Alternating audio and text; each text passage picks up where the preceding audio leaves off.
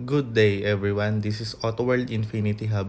So for today's video, meron tayong ginagawa Toyota Innova and ang dami niyang gas-gas. And bago pala sa amin to ipagawa ng may-ari, sinabi niya sa akin na pinahilamusan niya daw to nung September lang. But actually, medyo hindi ko gusto yung pagkakapintura niya kasi medyo magaspang and balbon. Pero okay lang yun, babawian natin ng magandang coating which is glass coating yung inavail niya sa amin para mas ma-restore natin yung pintura nito kahit hindi kagandahan yung pagkakapintura.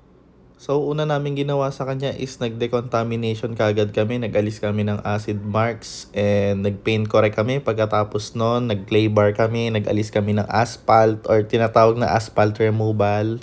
Scratches removal, kasama na rin dito yon. Itong marks nilinis na rin namin and dinetail namin. After nun, saka namin in-apply ng glass coating. And itong emblem niya sa harap and yung mga chromes, tinutunaw namin yung mga watermarks niya sa sobrang kapal.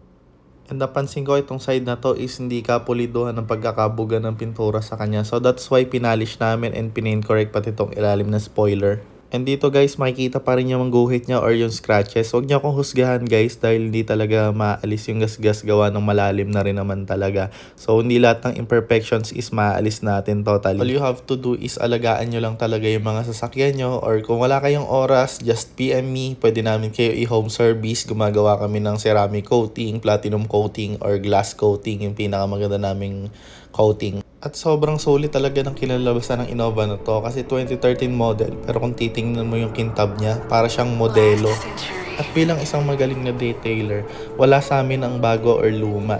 As much as possible, inaalagaan na talaga namin yung mas luma. At para sa akin guys, sa tingin ko mas kailangan na atensyon ng lumang sasakyan, mas kailangan niya ng pag-aalaga. And enjoy this video guys!